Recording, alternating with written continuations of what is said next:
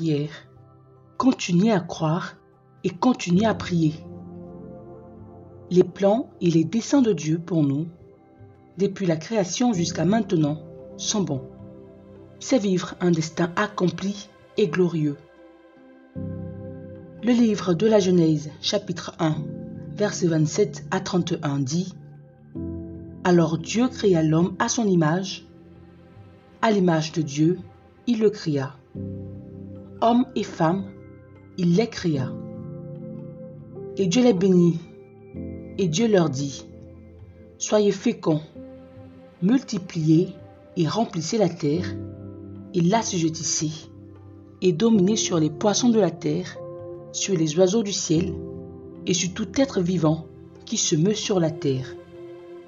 Voici, je vous ai donné toute herbe portant de la semence qui est à la surface de toute la terre, et tout arbre en qui est le fruit d'un arbre portant de la semence. Ce sera votre nourriture. La terre, et à tout oiseau du ciel, et à tout ce qui rampe sur la terre où il y a de la vie, je donnai pour moi toute herbe verte, et il en fut ainsi.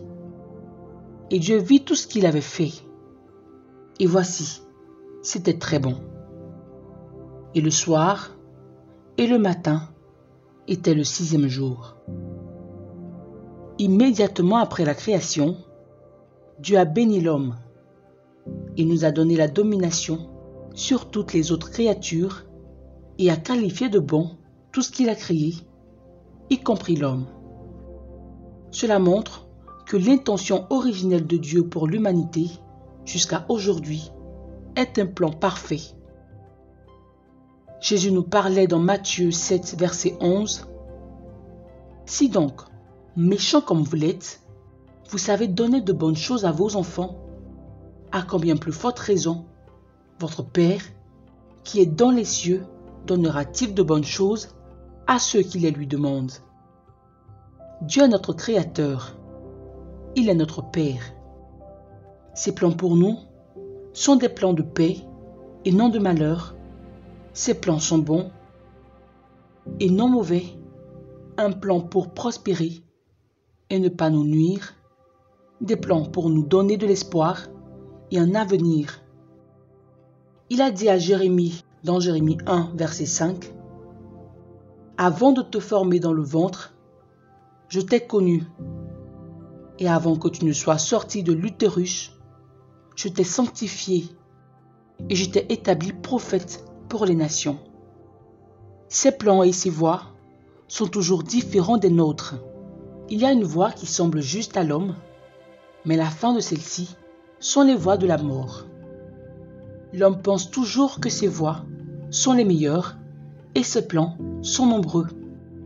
Mais nous devrions tous laisser prévaloir le dessein de Dieu, car Dieu n'est pas un homme pour mentir, ni un fils de l'homme pour se repentir. Il ne peut pas dire quelque chose et nier. Tout ce qu'il a dit dans ses paroles, ses mains peuvent l'accomplir. Peu importe ce que les gens disent de vous, quelles que soient les circonstances autour de vous, ce qui compte, c'est ce que dit la parole de Dieu. Dieu connaît notre fin depuis le début. Il a le meilleur plan pour nous. Tout ce que nous est demandé, c'est de tenir fermement ses promesses. En tant que croyants, nous devons avoir foi en Dieu et en sa parole. Tous les trésors de la parole de Dieu, préparés pour nous, ne sont accessibles que par notre foi. Votre plus grand atout dans le cheminement de la vie de croyant est votre foi. Sans la foi, nous ne pouvons pas plaire à Dieu. La foi est une exigence fondamentale pour que nous recevions nos désirs en justice de Dieu. Hébreux 11, verset 6 déclare clairement que « Mais sans la foi, il est impossible de lui plaire. Car celui qui vient à Dieu doit croire qu'il est et qu'il récompense ceux qui le cherchent diligemment. » Sans la foi, vous ne pouvez pas avoir accès à Dieu. Nous devons garder notre foi vivante et forte pour vivre une vie chrétienne triomphante. Une prière sans foi ne peut pas produire de résultat. Vous devez d'abord croire avant de recevoir. La première chose que l'ennemi essaie d'attraper chez un chrétien est notre foi. C'est pourquoi nous devons garder jalousement notre foi. Le doute déconnecte automatiquement les croyants de Dieu. Cette personne est instable dans toutes ses voies et ne recevra rien du Seigneur. Jésus a dit en Marc 11, verset 24, « Car en vérité, je vous dis que quiconque dira à cette montagne de se jeter à la mer et ne doutera pas dans son cœur, mais croira que ce qu'il a dit arrivera, il aura tout ce qu'il dira. C'est pourquoi je vous dis, ce que vous désirez, quand vous priez, croyez que vous recevez, et vous les aurez. Tout ce qui ne peut pas arrêter la foi, ne peut pas arrêter Dieu. La foi n'est pas croire pour l'instant, mais croire jusqu'à ce que vos désirs soient pleinement satisfaits. C'est une démonstration de confiance totale et absolue en Dieu, sans aucune alternative. Dieu est très clair dans ses paroles, dans le livre d'Ésaïe 42, verset 8. Je suis l'Éternel Dieu, c'est mon nom, et je donnerai pas ma gloire à un autre, ni ma louange aux images taillées. Il ne veut pas partager sa gloire avec n'importe quel homme. Dieu veut voir votre confiance totale en lui. Mon message pour vous aujourd'hui est de continuer à croire en Dieu et de continuer à prier pendant que vous regardez Dieu transformer toutes vos demandes en témoignages. Le livre d'Hébreux chapitre 6 verset 12 dit « Que vous ne soyez pas paresseux, mais disciples de ceux qui, par la foi et la patience, héritent des promesses. » Et il dit dans 2 Pierre 3 verset 9 « Le Seigneur ne tarde pas à tenir sa promesse, comme certaines comprennent la lenteur. Au lieu de cela, il est patient avec vous, ne voulant que personne ne périsse, mais que tout le monde parvienne à la repentance. » Dans Hébreux 10, verset 36, il dit « Car vous avez besoin de persévérance, afin qu'après avoir accompli la volonté de Dieu, vous obteniez ce qui vous est promis. » La Bible nous a fait comprendre dans ces 3 écritures que la patience est une autre exigence vitale pour recevoir quoi que ce soit de Dieu. Il rend tout beau en son temps. Il est trop fidèle pour échouer. Continuez à prier et à lui faire confiance sans hésiter. Celui qui vacille ou doute est comparé à une vague de la mer poussée par le vent et ballottée. Une telle personne ne peut rien recevoir de Dieu. Peu importe ce que vous traversez, vous n'avez pas à vous inquiéter. Vous le surmonterez sûrement. Aucune épreuve ou tentation qui se présente à vous n'est au-delà de ce que les autres ont dû affronter. Tout ce que vous devez vous rappeler, c'est que Dieu ne vous laissera jamais tomber. Il ne vous laissera jamais dépasser votre limite. Dieu trouvera toujours un échappatoire. Avec cette compréhension, prions. Père Céleste, je te reconnais comme le Dieu immuable. Grande est ta fidélité envers moi, et tes promesses restent les mêmes d'éternité en éternité. Je sais que tu n'oublieras pas ton amour et ton alliance envers moi. Merci de m'avoir inscrit sur la paume de tes mains. Je me réjouis de ton amour et de ta grâce pour rayonner ton amour envers les autres et vers ce monde mourant. Je te remercie pour la pensée que tu as envers moi. Même si les choses peuvent ne pas ressembler à ce que je veux dans le naturel, je crois que tu as un grand avenir pour moi. Je sais que tu travailles pour mon bien dans les coulisses de ma vie. Demain est un beau jour et mon aujourd'hui est grand. Bien que le nuage noir m'entoure, je te ferai confiance chaque jour qui passe. L'Écriture dit dans Proverbe 23, verset 18, « Car il y a certainement une fin, et ton attente ne sera pas retranchée. Donne-moi la force et la grâce de me concentrer sur toi, et le courage d'agir selon ton dessein. Aide-moi à te confier de tout mon cœur et à me soumettre à toi dans toutes mes voies.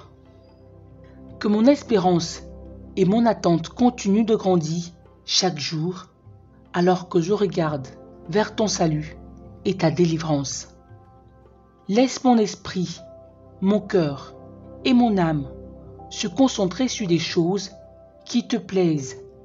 Accorde-moi la grâce d'être ferme dans ma marche avec toi. Aide-moi à rester totalement dépendant de toi lorsque les tempêtes de la vie sont enragées. Quand mes ennemis semblent se multiplier chaque jour qui passe et qu'il semble n'y avoir nulle part où aller. Aide-moi à être tranquille, sachant que tu es Dieu. Tu m'as promis de ne jamais me quitter, de ne pas m'abandonner. Aide-moi à rester immobile et à voir le salut de mon Dieu aujourd'hui et au-delà. Tes paroles disent au sujet d'Abraham en Romains 4, versets 20 à 21. Il ne chancela pas devant la promesse de Dieu par incrédulité, mais il était fort dans la foi, donnant gloire à Dieu et étant pleinement persuadé de ce qu'il avait promis. Puis-je être ferme et obéissant dans ma foi, ne jamais douter de tes promesses, quand tout espoir semble perdu. Car je sais que tu ne peux pas mentir. Les défis peuvent me faire chanceler, mais je prie pour la protection de mon esprit. Renouvelle-moi et renforce-moi dans mon être le plus profond. Permettez-moi de partager un témoignage avec vous afin que vous puissiez garder votre espoir vivant. Dieu n'abandonne jamais les siens parce qu'il n'a pas appelé la semence de Jacob à le chercher en vain. Je connais une sœur qui prie et croit en Dieu pour une percée conjugale dans sa famille. Sur 4 filles dont elle est née, aucune n'était mariée. Cela est devenu une grande préoccupation et un reproche pour elle et sa famille. Belle, instruite et dotée de ressources, mais pas mariée. Cela n'a en rien affaibli son allégeance à servir Dieu de tout son cœur, son âme et sa force. Elle s'est accrochée à la parole